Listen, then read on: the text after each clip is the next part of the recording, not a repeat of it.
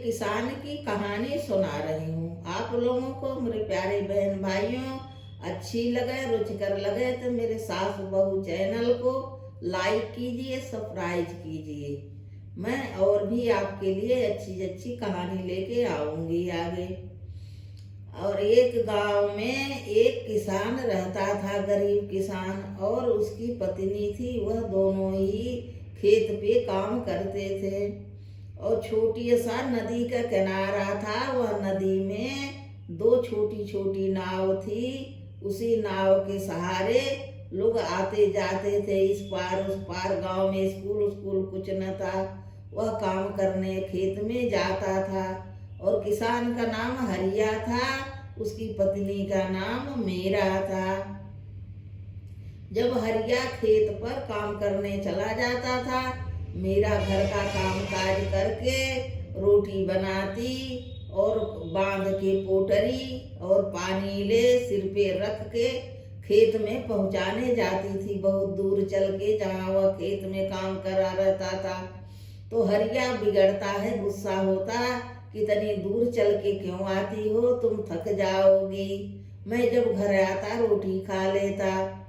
तो वह कहती है, गुस्सा क्यों करते हो, मैं न आती तो भूखे नहीं रहते, मैं तुम्हें खिलाने आती हूँ। जब तुम रोटी खा लेते हो तो मुझे बड़ी खुशी मिलती है। थोड़ा सा चल लिया तो क्या हुआ, थोड़ी मेहनत कर ली तो क्या हुआ। वह दोनों बैठ के खेत पर, हरिया उसकी पत्नी मीरा, एक साथ रोटी दोनों खाते हैं। और थोड़ा बहुत मीरा भी काम कराती है। फिर मीरा घर लौट आती है। हरिया खेत पर काम करता रहता था दिन भर। जब शाम होती तब वह घर आता था। इसी तरह दोनों मेहनत करके अपना गुजारा कर रहे थे। ठीक ठाक घर चल रहा था। वह किसान गरीब तो था ही। और कुछ दिन ऐसे बीत गए। गांव में एक सरपंच रहते थे। सरपंच तो धनी हैं, दुनिया के धन हड़पते खाते थे और गांव वाले रहते थे। हरिया अपने काम से काम रहता था। तब कुछ दिन गए, पता लगा हरिया की पत्नी मीरा गर्भवती है। तब हरिया कहे कि अपना देखभाल करो, इतनी मेहनत नहीं करो। पर वह मीरा नहीं मानती थी। रोज खेत पर रोटी लेके आती थी। एक दिन रोटी खिला उला के मीरा आई। जब घर पहुंची तो उसके दो जोड़वा बेटी पैदा हुई। बेटियों का नाम नैना और सुनैना रखा गया। और वह जन्म देते ही बच्चियों को हरिया की पत्नी मीरा स्वर्गवासी हो गई। वह गुजर गई, उसका प्राण निकल गया। और बच्चियां छोटी छोटी, हरिया अकेले अनाथ हो गया। वह बच्चियों का कैसे पालन पोषण करे।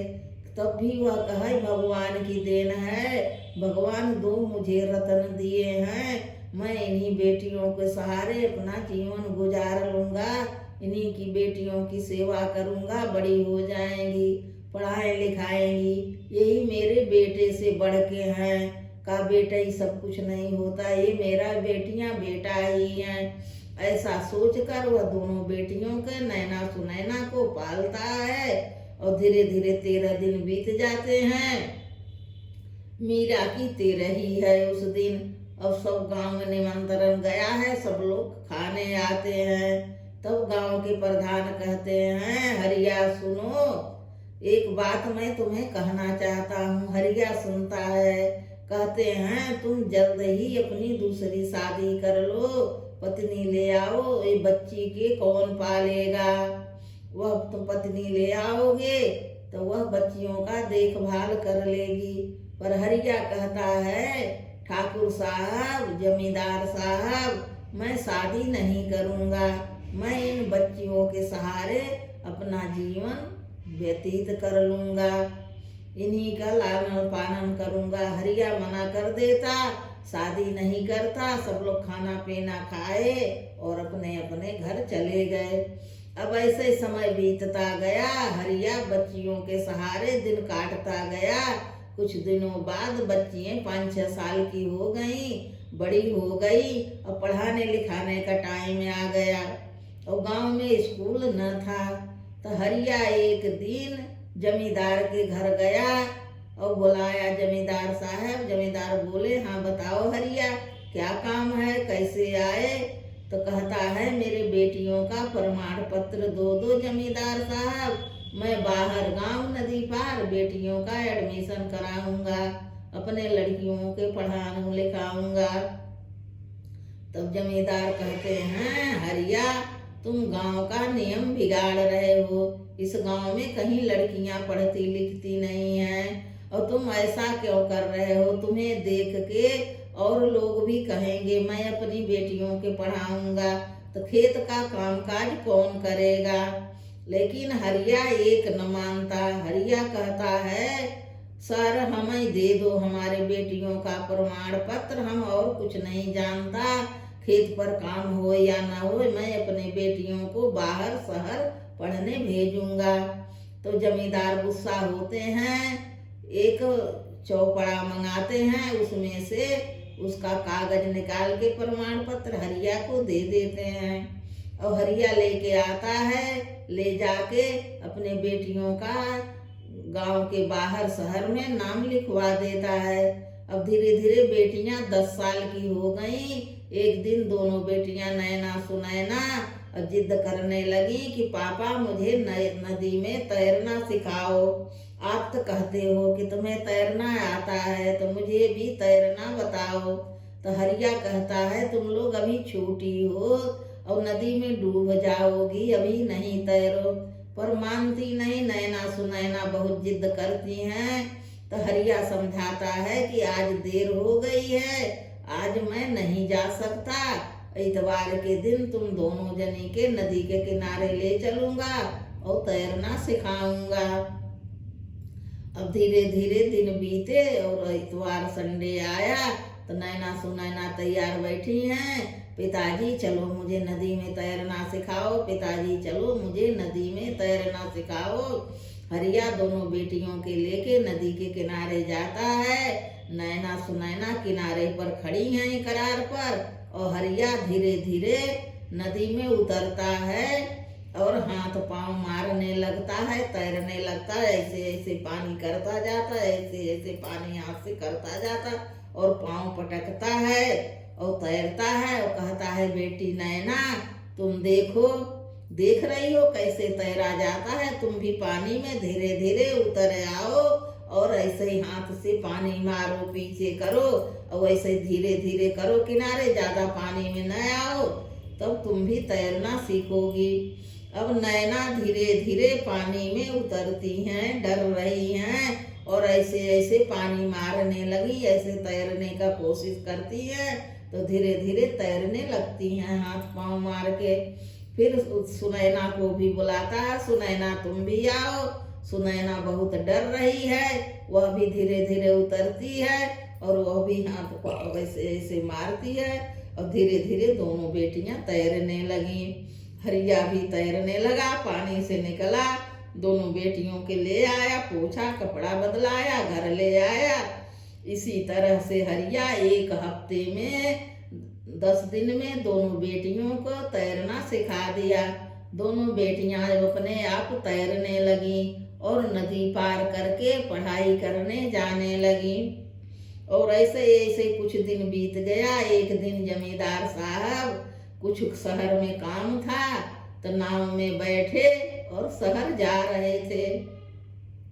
नैना और सुनैना दोनों पढ़ के स्कूल से लौटी थी, नदी के किनारे तक पहुंची थी और जमींदार साहब ज्यों ही नाव में बैठते, जमींदार हट्टे कट्टे मोटे थे, नाव छोटी सी थी और उलट गए, पानी में गिर गए और लगे आवाज लगाने, अरे कोई बचाओ, मुझे बचाओ, अरे मैं मर गया, अरे मैं मर गया, मैं मर गया, ऐसे ही चिल्लाने लगे, हल्ला करने लगे। अब वहाँ कोई न था नदी के किनारे। जमींदार साहब पानी पीने लगे, पानी पेट से पानी फूल गया, पेट फूल गया पानी पी पी के और मरना सड़ हो गए। अब कोई बचाने वाला नहीं। नैना सुनैना देख रही थी। तब नैना और सुनैना दोनों नदी में कूद जाती हैं और नदी में तैर कर जमींदार को पकड़ के दोनों के सहारे से बाहर किनारे घसीट के ले आती हैं।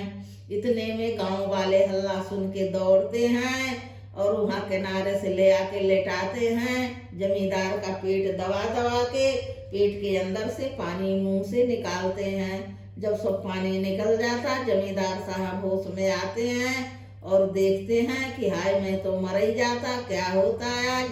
तभी होता है कि हरिया की दोनों बेटियां नैना सुनैना तुम्हें जल में कूद के तुम्हारा प्राण बचाई हैं। तब जमींदार साहब हरिया के बुलाते हैं और हाथ जोड़ते हैं और कहते हैं, हे हरिया तुम सही थे, तुम बुद्धिमान थे, मैं ही बेवकूफ था। बेटा और बेटी में कोई फर्क नहीं होना चाहिए। आज से मैं पूरे गांव को आदेश दे रहा हूँ कि सभी लोग अपनी बेटियां के पढ़ाएं। जैसे हरिया ने पढ़ाया, तैरना सिखाया, सभी लोग अपनी बेटियां को शिक्षा दें, अपने हाथ पांव पर खड़ी करें। बेटी और बेटा में कोई फर्क न करें। बेटियां हमारा गर्व हैं, हमारे देश की रक्षक हैं। आज नैना सुनैना के कारण मैं जीवित हूँ, नहीं तो मैं मर जाता। और कोई का बच्चा, किसी का बेटा तैरना नहीं सीखा, मेरा बेटा खुद भी तैरना नहीं जानता, लेकिन नैना सुनैना ने जो आज कमाल किया, उनके कारण मैं जीवित हूँ। तो नैना सुनैना के बुलाता, हरिया को बुलाता।